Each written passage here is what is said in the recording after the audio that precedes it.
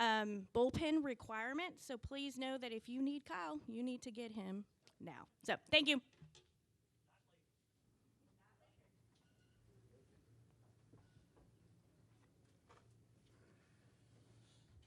Good morning, everybody.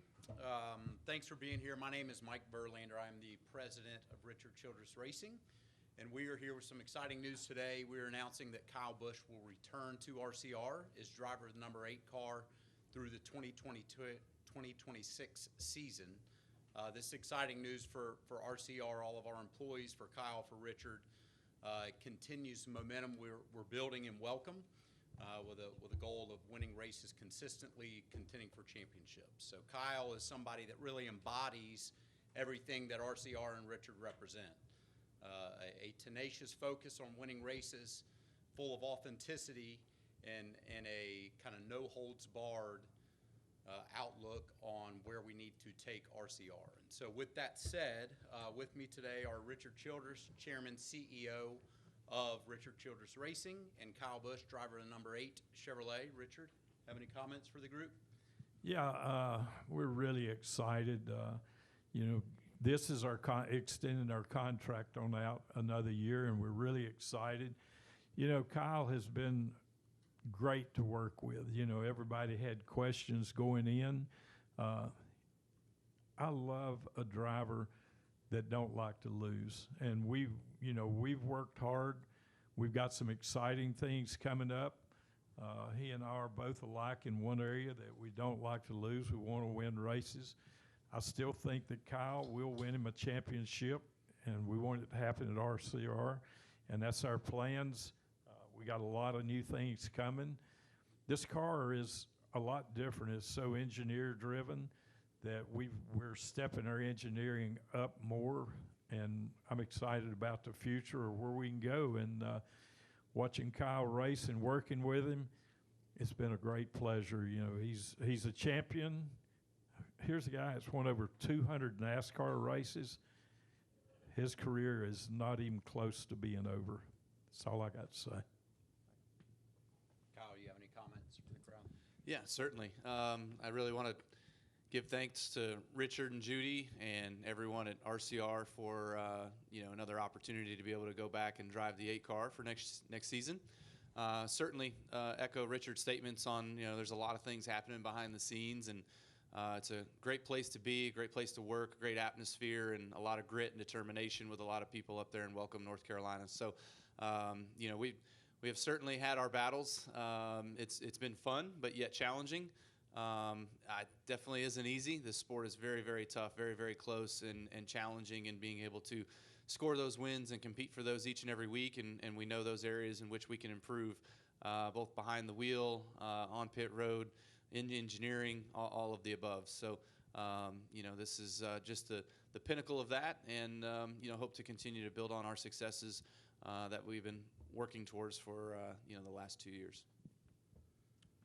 We're going to open it up for questions. I think CMS is going to help us with some microphones.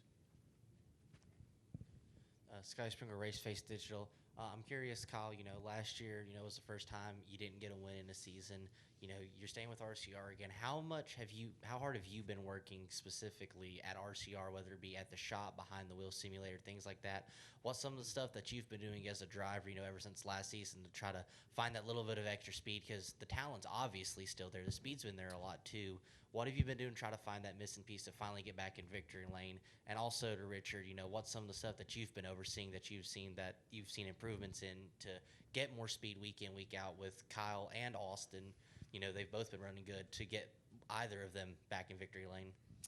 Yeah, I think the speed has been there.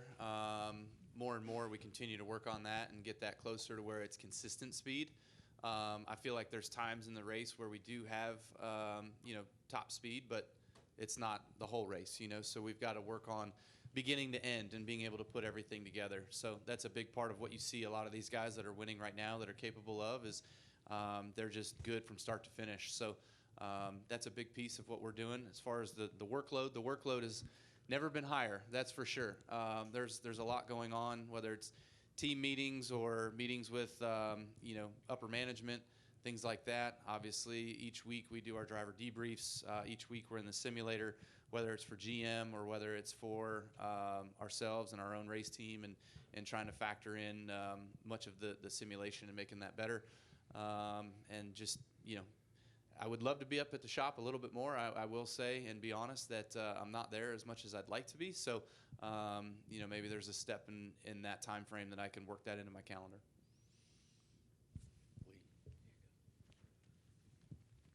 I'll just echo everything he said. We got a lot going on.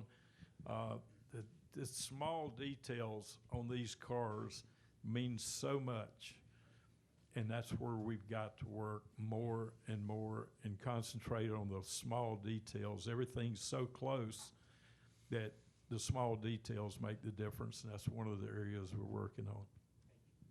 Lee Spencer, Series X and NASCAR Radio and CatchFence.com. First of all, Mike, is this just picking up the option or is this an extension? It's picking up the option through 2026. And Richard, you talk about bringing in engineering and doing certain things. And when we talk to Kyle week in and week out, it just sounds from his perspective that the car's not doing what he's used to having cars do. He needs, the car to perform at a higher level for him to get what he needs out of the car. And I'm just wondering, how do you do that from behind the scenes? Well, it all boils down to drivers have their own feel, and we're working hard to get that feel. The first year we won 3 races right out of the bat. We've changed a little in our engineering, and I think that bit us just a little, but he's right. We got to get the car the feel that he wants, and these cars are different, and once we get that feel he wants, it's going to be Katie bar the door.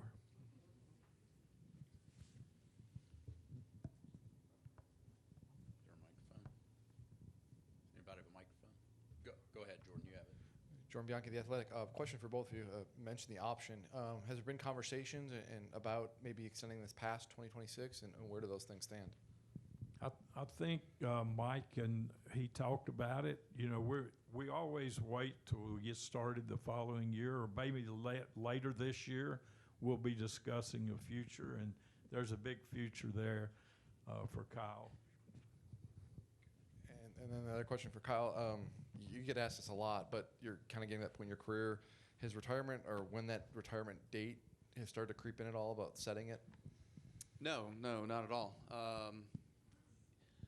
There's kind of the vision or the plan, if you will, on, being able to race in some truck races with Brexton alongside him. So obviously that's 6 years from now before he can make that start. So that would sort of be an idea of when I would look at stepping aside from Cup Series racing. But, it's a long ways out. Claire. Go ahead. Sure. I'm clearly no media facilitator. So. Zach Sterniolo, NASCAR.com. Kyle, for you, why does this make sense now from your perspective? You've mentioned the work going on behind the scenes. What have you seen over the last few years here, and particularly over the offseason, and all the changes that have been made behind the scenes that tells you this is all worth it and this is the right place to be for you through 2026? Well, I think I give a lot of credit to Richard and him believing in me and giving me the opportunity to be able to come over here and have a chance to drive his cars. So for me, rewarding him with that and having the success on the racetrack is paramount. Being able to continue on when I first joined, I feel like there were some things that we were doing within the rules at that time that got us some extra speed, and then there was definitely some things that kind of came down that they didn't like us doing, and so that's sort of where we've lost a little bit. If people are wondering why have we not been able to win like we did in the first 16 races, so it's just a matter of being able to continue to work with the people that are there. It's a great culture. Everybody, I enjoy working there. I fit in well there. They enjoy having me there. I will say Austin's been a fantastic teammate. His demeanor and the way that we're able to work together, we talk a lot about the same things and describe it in much of the same fashions, but he's been a really good resource to rely on as well too, so it's good to have teammate factor that helps keep you there. Mark Garrow, PRN. Kyle, you just sort of touched on it. It feels, from the outside looking in, this is a really good match where you get in a tough spot. This is a team that will your owner will take off his watch and, back you up. Have you had that kind of comfort that this team is truly behind you? Yeah, no, definitely. Absolutely. I think, Mike said that a little bit, and then I've kind of echoed that a little bit where, it is a place where I enjoy working with those that are there that I get to work around each and every week. The race team guys and stuff like that. It's definitely not due to lack of effort. I will say that. There may be some things where we can be a little bit better on here or there, a little bit smarter on here or there. Sometimes it's not work harder, but work smarter. And so we're definitely finding some of those key points. We had some turning points last season. Nashville, I remember being a distinct turning point, and then after the summer break, being another one that we've been able to come out of those a bit stronger, and so we're continuing to build on those. There's a great chance that a number of drivers may be able to make the playoff on points, given how many winners we have at this point, looking at the history of this. How do you feel about being able to break into the top 16 in points? Is that a focus as well as trying to win? Yeah. We have to be better at stage racing, stage points, gathering stage points, stage 1, stage 2. We have to be able. That's our weak spot. If there is one that we can certainly pinpoint really hard on.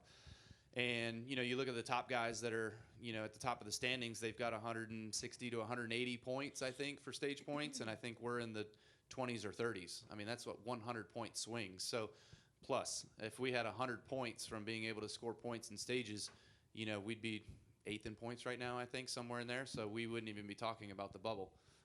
So we definitely got to focus more on that and be able to hit on that. Claire B. Lang, there was a time when you've owned teams, right? There was a time when I would have thought you didn't have the patience to help build a team because, you wanted to win right away. And yet, you're the guy that people would want there to help build a team. Does Brexton figure into any of this, looking at staying at Richard Childress Racing? And have you gained now the patience, I guess, to help build this team? You certainly have the knowledge and the ability. No, I haven't been Brexton's agent on negotiating terms for him quite yet. So he's 10 years old, but I will say, and I'm grateful to the fact of Richard and all of our partners that we do have at RCR, that many of them do take an interest in him and see an interest in him. Most notably, Lucas Oil is a part of his racing and stuff, and Morgan & Morgan has picked up on that and put him in a commercial, So those are really unique situations. Cheddar's as well, too, helps out on his racing. So there's a really unique situations where those partners are really happy and pleased with him and what he's doing off the racetrack. So, it helps our budget a little bit with his racing. So grateful to that fact. And Richard, do you see Brexton as, I remember when you handed him the contract when you signed Kyle. Do you see Brexton as someone, I keep Kyle. Kyle helps build the team. Brexton comes along. He certainly is doing well. Yeah, he is. And I did sign him a contract, a $100 bill when we signed up with Kyle.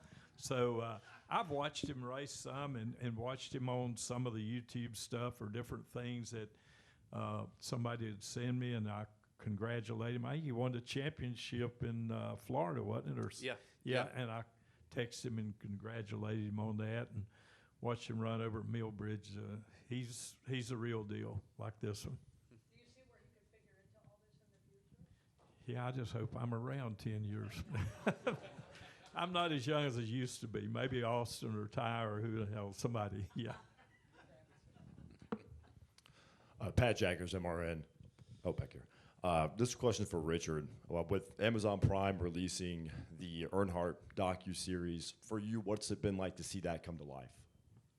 I haven't seen it yet. I did about a 5-hour deal with them, and everyone that I've spoke to thinks it's great. I haven't seen it. I'll be watching it, but it's great to keep his image alive, letting people know the really history going back in time. I think it's great to have them put out this documentary. I think this is the third one.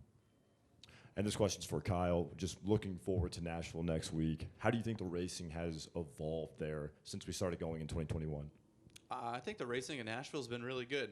I remember years ago, long time back in the Xfinity days and whatnot. You know, it was a one-groove racetrack around the bottom of the racetrack. Wasn't really conducive to a whole lot of side-by-side racing and whatnot. But the last few years has really been good there.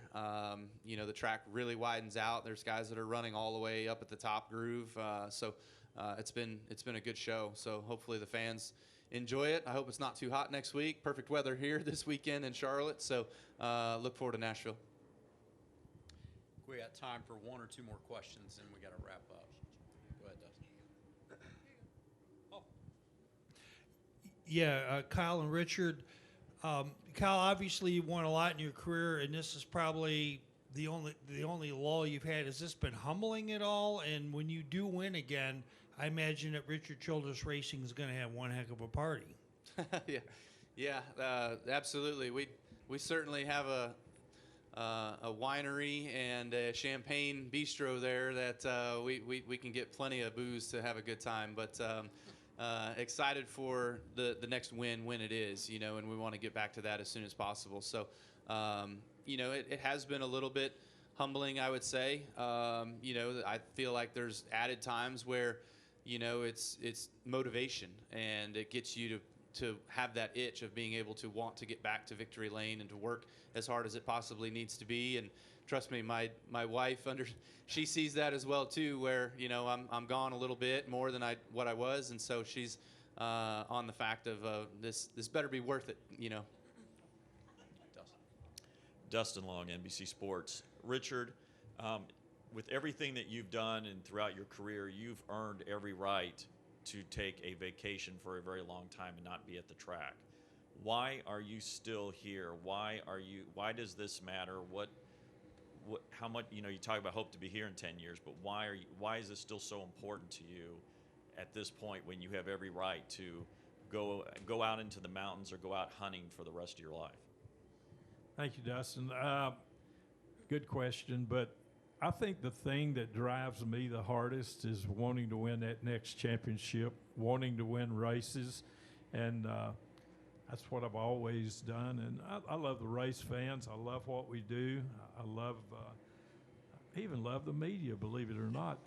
So, no, it's just me. I wouldn't know what to do. You can't hunt but so much. You can't fish but so much.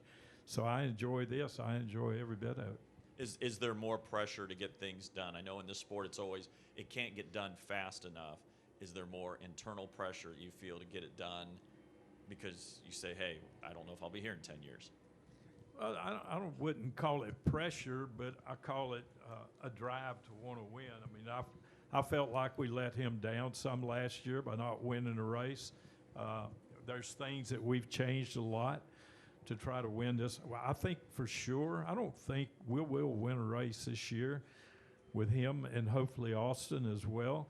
We're working really hard, and like he said, he hit the key point. You got to work smarter, and that's what we're trying to do. And I think we got a lot of good things going. That's going to do it for today. Again, as we wrap up, extending Kyle Busch through 2026. Everybody at RCR and Richard really excited about the direction the company is heading. This is just another step in that positive direction. So thanks to you all for being here, and we'll have a great weekend.